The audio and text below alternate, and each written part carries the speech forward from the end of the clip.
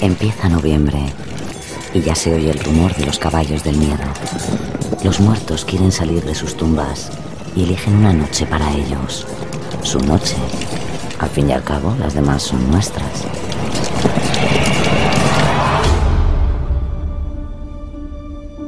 Noviembre trae el disfraz y lo telúrico, pero como suele ocurrir con los disfraces, uno no se lo pone para fingir que es otra persona, sino precisamente para dejar salir sin inhibiciones quien uno realmente es o quien podría ser.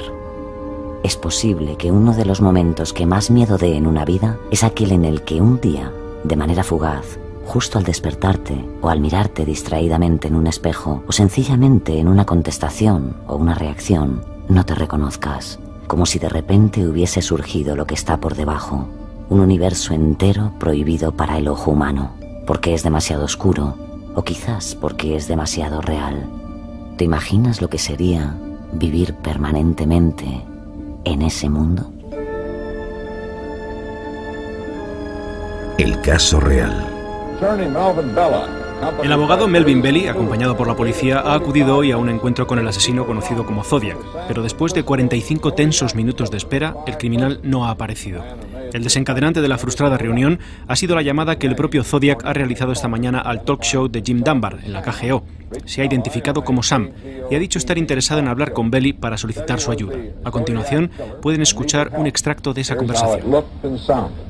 Zodiac al habla. ¿Cómo se siente, hijo? Tengo dolor de cabeza. ¿Desde cuándo tiene esos dolores? Desde que maté a un niño. ¿Le importa si le tuteamos y le llamamos por un nombre de pila más corriente? Llamadme Sam.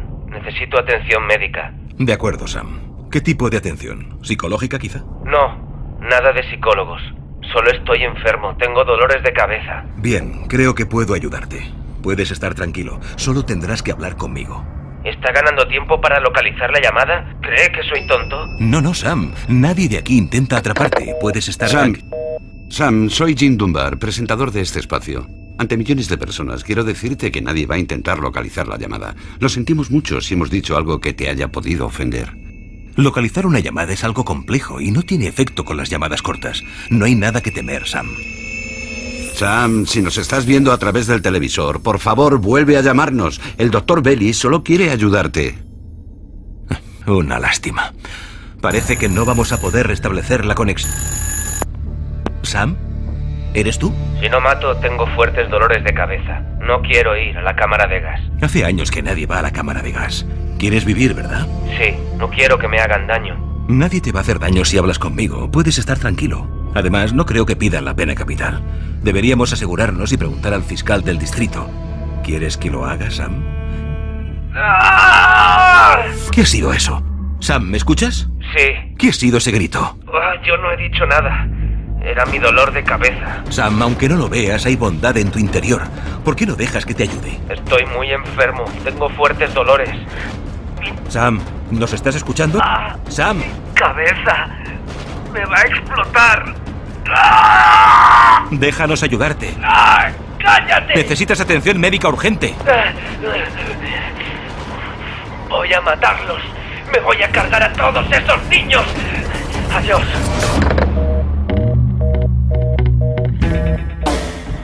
Zodiac, por Mónica González Álvarez. People tell me I look like hell. Well, I am hell.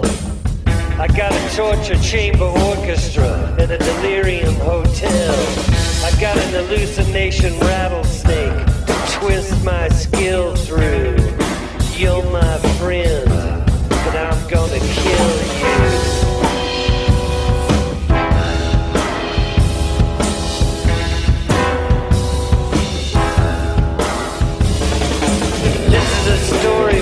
Based on a true story, which is based on a lie.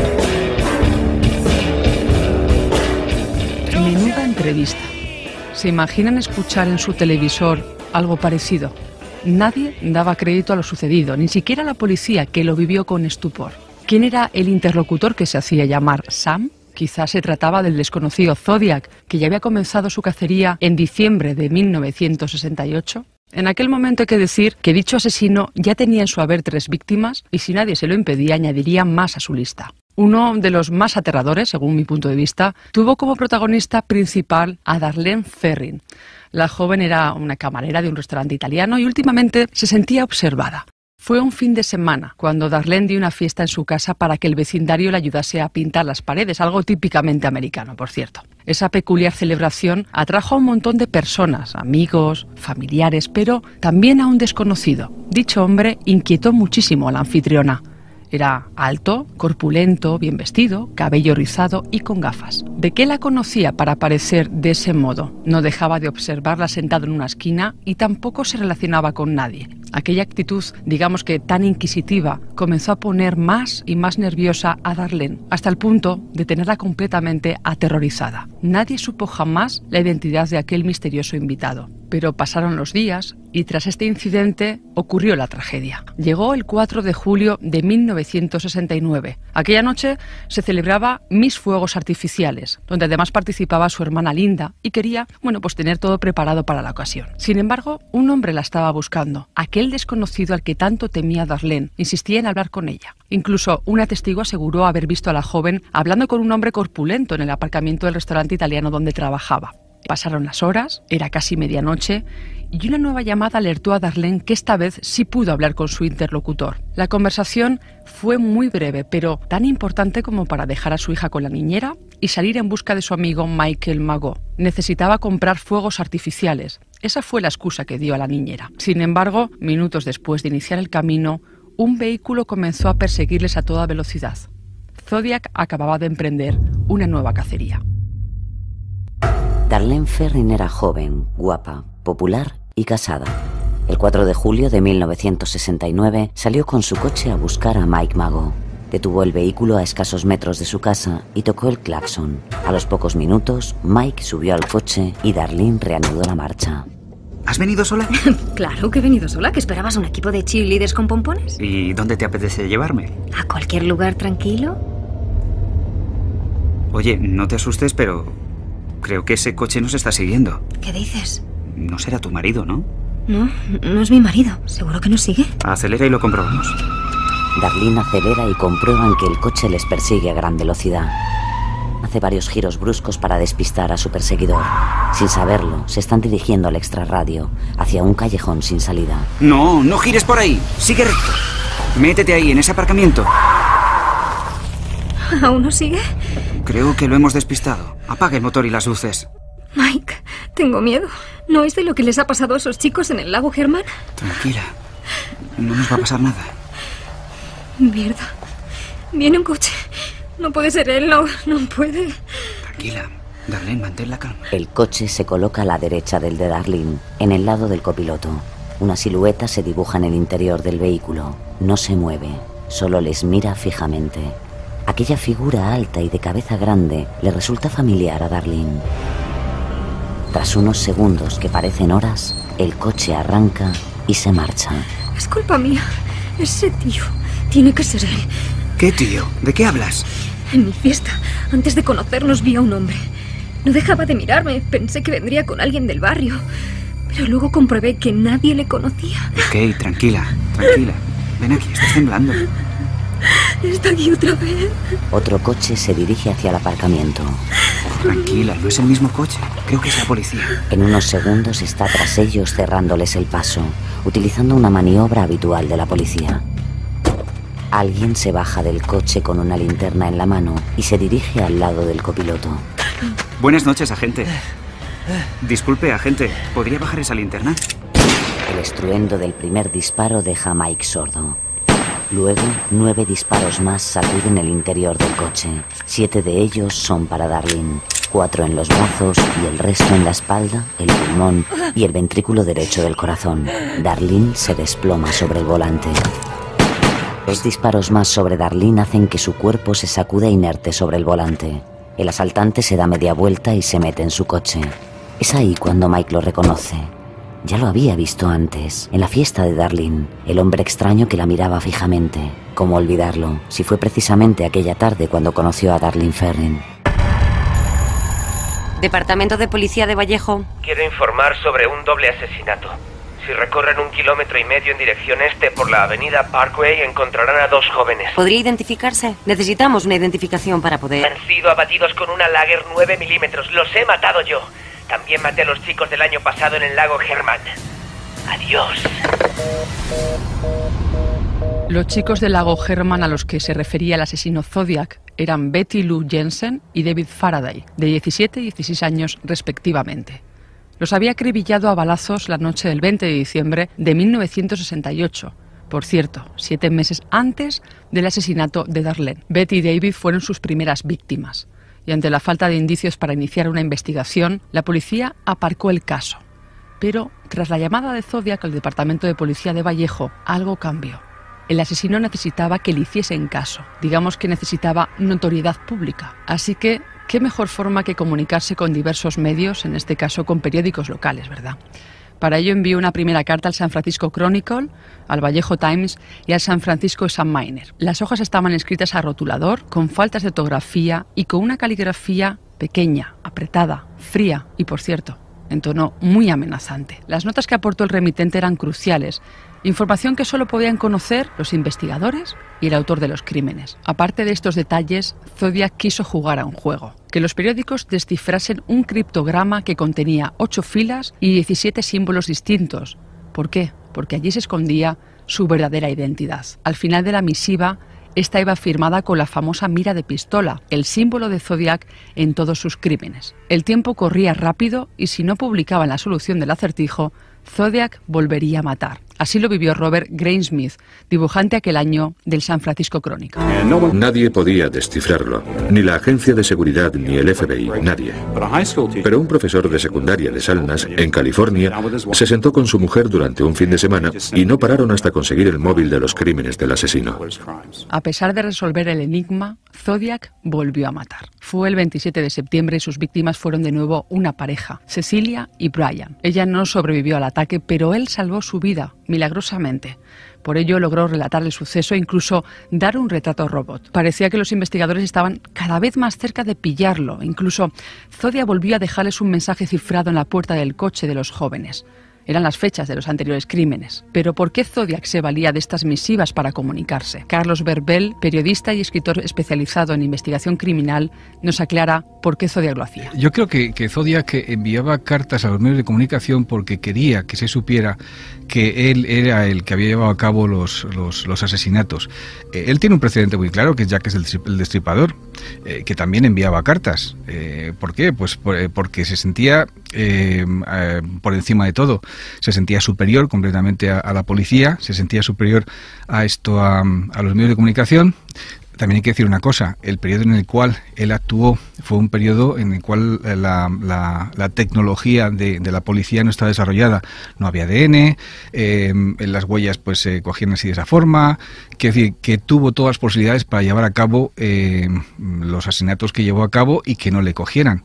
Hay otra cosa que también hay que decir muy clara, en aquel tiempo la policía se mueven por policías de condado, no compartían información, tampoco el FBI funciona como la Guardia Civil y la policía aquí, por lo tanto las posibilidades de escapar a este tipo de historias eran muy altas y él lo demostró, claro. 2 semanas después, Zodiac continuó con su cacería. Esta vez su objetivo fue un taxista de Union Square. Zodiac lo paró repentinamente y le indicó una dirección en un barrio residencial. Hasta allí le llevó el taxista. Y cuando llegó al destino, el asesino le agarró fuertemente del cuello por la parte de atrás, le apuntó con la pistola a la mejilla derecha, cerca de la sien, y le disparó a bocajarro. La bala acababa de perforarle parte del cráneo. Sin perder tiempo, Zodiac se puso en el asiento del copiloto, cogió la cabeza de Stein entre sus manos, se la puso en su regazo y le arrancó un trozo de camisa. Con ese trozo de tela en la mano, salió del coche y comenzó a limpiar sus huellas. Zodiac se creía solo en la escena del crimen, pero no fue así. La policía andaba cerca.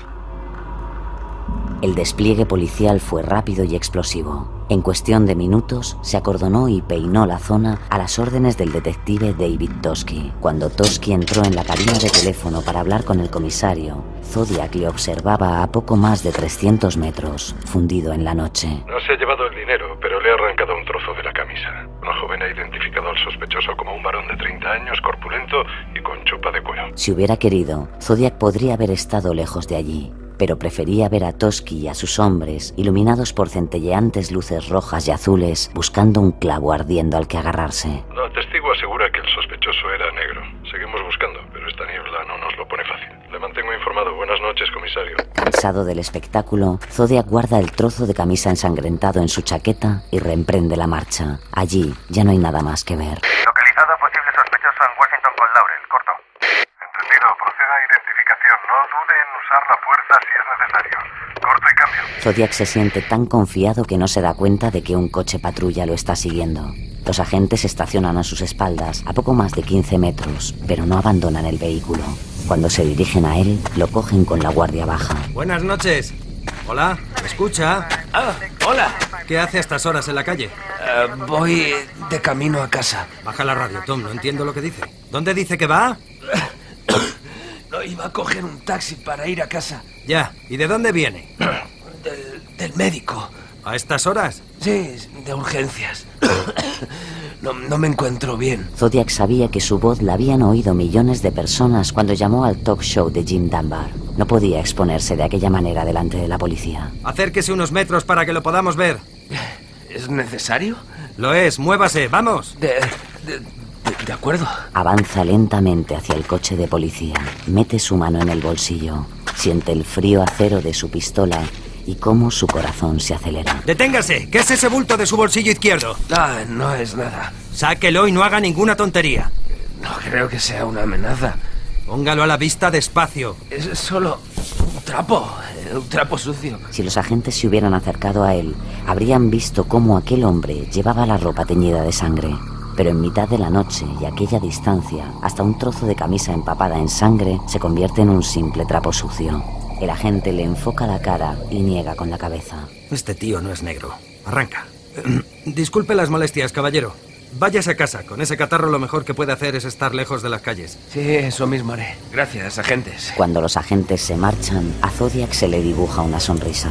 Estaba siendo la noche perfecta. Ansiaba llegar a casa y escribir otra de esas pequeñas obras de arte que tanto le gustaba enviar a la prensa. Zodiac se había vuelto a escapar y volvía a reírse de la incompetencia de la policía, que eso es lo que era. Lo habían tenido delante de sus narices, completamente ensangrentado, y no se habían percatado de nada. Así que el asesino vuelve a coger confianza y el 14 de octubre envía una nueva carta a los periódicos de San Francisco. La misiva comenzaba como siempre con un Zodiac al habla, seguido de los múltiples detalles que completaban la escena del crimen del taxista. Pero, por si no fuera poco, junto a la carta incluyó el trozo de la camisa manchada de sangre con la que había borrado todas las huellas. Evidentemente quería dejar claro que él era el causante de esa nueva tragedia. Pero es que además, no contento con eso, lanzó una nueva amenaza, esta vez a los más pequeños. Decía así: creo que una mañana me voy a cargar un autobús escolar, dispararé a la rueda delantera y luego liquidaré a los niños cuando salgan dando saltitos. Así explicaba Mel Nicolai, exagente del Departamento de Justicia de California, el miedo que tenían ante un posible atentado de este tipo. Tenías que creerlo, es decir, no podías despreciarlo. Tenías que considerarlo porque ya había matado a varias personas y por qué no iba a disparar a unos niños. Hasta ese momento se habían realizado varios retratos robots y los investigadores tenían en su haber a varios sospechosos. Pero hay una pregunta que queda suelta. ¿Cómo podríamos definir el perfil criminal del verdadero Zodiac? Carlos Verbel nos da las claves. Yo no sabría, he leído muchas historias sobre quién era Zodiac y qué perfil tenía. Algunos pues han dicho que era un tipo de unos 20 y tantos, otro que era un poco más mayor, que sea blanco, que sea negro. Lo que está muy claro es que era un tipo pagado de sí mismo, un psicópata desalmado, un tío malo. Entonces este tipo de gente lo que tiene son drogadictos del crimen, es decir, lo que les pone es matar, tiene un chute muy gordo, no les cogen, tiene una bajada y necesitan luego después volver a matar. El Zodiac es un ejemplo clarísimo de este tipo de gente y yo creo que lleva una máscara por la vida, debe ser un tipo muy corriente. Lo malo es que nunca sabremos, igual que ocurrió con Jack el Destripador, quién realmente estaba detrás de este tipo. Sí tenía una mente criminal de las mayores, porque de los grandes asesinos en serie de la historia, solamente dos. Hay más, pero los dos más conocidos son Jack el Destripador y él. De todos los sospechosos, había uno en concreto que encajaba con el perfil criminal de Zodiac. Se llamaba Arthur Leigh Allen, un joven superdotado que vivía en una caravana de Santa Rosa y cuyo extraño comportamiento hacía desconfiar a sus propios familiares. Era un apasionado de los rifles y las armas, le habían pillado con un cuchillo ensangrentado, había escondido una carta repleta de símbolos extraños, llevaba un reloj marca Zodíaco, precisamente, e incluso un anillo con la letra Z. Bueno, pues si encajamos las piezas y las fechas de los crímenes, parecía que Arthur se disfrazaba de Zodiac para cazar a sus víctimas. Así que tras los últimos crímenes ocurridos en 1971, su familia, la familia de Arthur Leigh Allen, habló con la policía contándoles su terrible presentimiento. Los detectives acudieron rápidamente a la caravana, pero en ese momento Allen no estaba, así que comenzaron un registro inicial donde encontraron varias piezas insólitas: corazones de animales, hígados, cadáveres de roedores mutilados y todo ello entre basura. Cuando llegó el presunto asesino, este se enfadó muchísimo con los agentes por haber irrumpido así en su casa, que ocultaba aquel frío malestar. Buenas tardes, señor Leigh. Esa colección de bichos que guarda en el congelador es impresionante. ¿Qué está pasando aquí? Soy el agente David Toschi, de la policía de San Francisco. Tenemos una orden de registro de su caravana. Queremos hablar con usted. ¿Conmigo? ¿Por qué? Ya se lo imagina. Todo apunta a que usted podría ser Zodiac. ¿Yo? ¿Zodiac? Creía que ya habían detenido a ese tío. En fin, ustedes mismos no van a encontrar nada.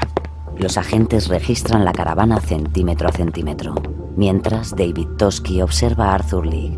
Es fuerte, alto y musculoso. Parece tranquilo, incluso cuando los agentes retiran la cama y bajo ella ruedan unos consoladores por el suelo. Menudos cacharritos. ¿Son suyos? Sí, me gusta jugar con ellos. ¿Es un delito, agente? Depende de lo que haga con los consoladores. Siéntese, Leigh. Esto va a durar un buen rato y tenemos que tomarle sus huellas. ¿Cómo? ¿Para qué quieren mis huellas? Cálmese y deme la mano. Zodiac había dejado sus huellas cuando asesinó a aquel taxista en San Francisco. Que Leigh se encuentre incómodo y violento con aquella petición resulta significativo. ¡No me toque! ¡No pienso darle mis huellas! Señor Leigh, lo haremos por las buenas o por las malas. Usted decide. Mientras le toman las huellas, Leigh piensa que quizá fue su propia familia la que llamó a la policía. Le trataban diferente desde que vieron aquel cuchillo lleno de sangre en el asiento delantero de su coche, pero sobre todo desde que su hermana encontró esa carta con símbolos criptográficos bajo su cama. Señor Leigh, vamos a hacerle una prueba caligráfica. Coja este rotulador, va a escribir las frases que yo le voy a dictar.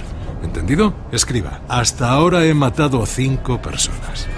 Esto es humillante. Perfecto. Ahora escriba lo que pone en esta hoja. ¿Zodiac al hable? ¡Son unos hijos de puta! Leigh golpea la mesa y se levanta de la silla para encararse al agente Toschi. El corazón se le sale por la boca cuando se pone a un palmo del policía. Pero es lo que creen que soy. ¿Y creen que soy Zodiac? Tiene mala cara, Leigh. ¿Le duele la cabeza? Debería sentarse. ¡Yo no soy Zodiac! ¡Déjenme en paz! Cuando le podamos descartar por completo, le aseguro que no me volverá a ver en su vida. Pero para eso, necesitamos que escriba todo lo que yo le diga. Vuelva a sentarse. Toschi era consciente de que Leigh estaba cambiando su letra a propósito, pero el espaciamiento e inclinación concordaban con las cartas de Zodiac. Cuando salieron de aquel ambiente irrespirable, Toschi creyó que, por fin, había encontrado a su asesino. A pesar de los indicios que encontró el detective Toschi en la caravana de Allen, lo cierto es que tras las pruebas de caligrafía realizadas se demostró que dicho hombre no era Zodiac. También lo corroboró la identificación de las huellas, tanto de los dedos como de las palmas de la mano, que tampoco coincidían con las encontradas en las escenas de los crímenes. Así lo atestigua y nos lo cuenta la analista forense de documentos Susan Morton. Pudieron tomarle las huellas de las palmas a Arthur Leigh Allen. Se comparó con otra que se había tomado anteriormente y no coincidían. No es la huella de la palma de Arthur Allen. En todo el tiempo que Allen permaneció en la cárcel, escribió a su familia y amigos reafirmándose en su inocencia. Incluso tras su muerte en agosto de 1992, se comparó una muestra de su ADN con una encontrada en una de las cartas de Zodiac. Pero nada, ninguna coincidencia.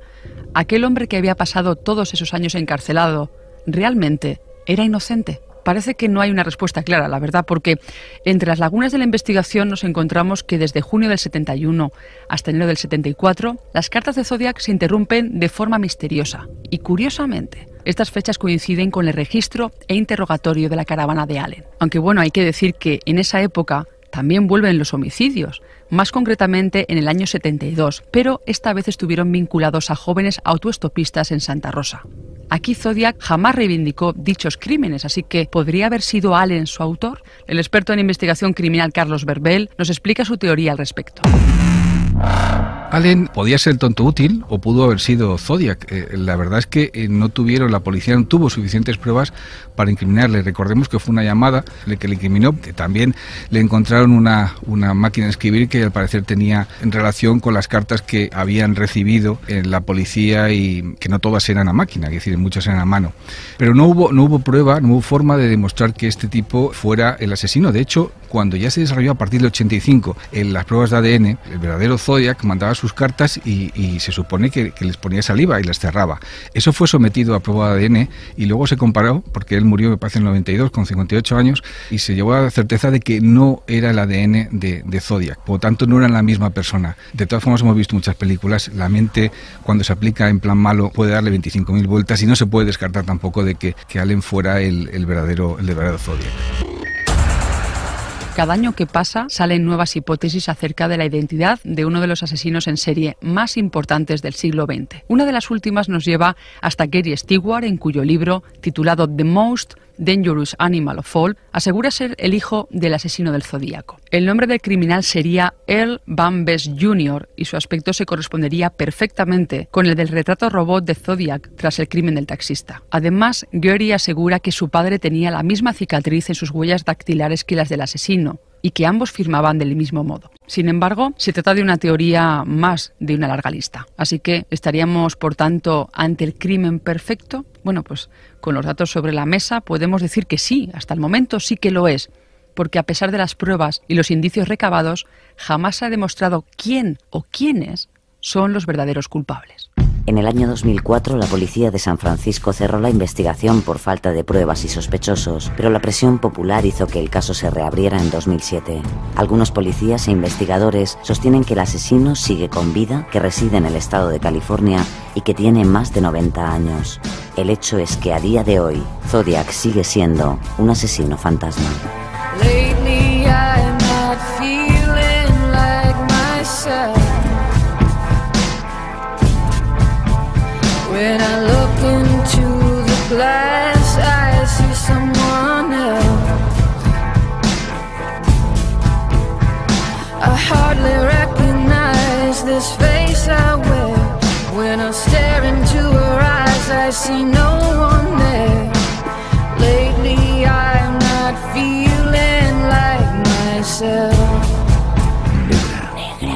Negra y criminal. Cadena SER.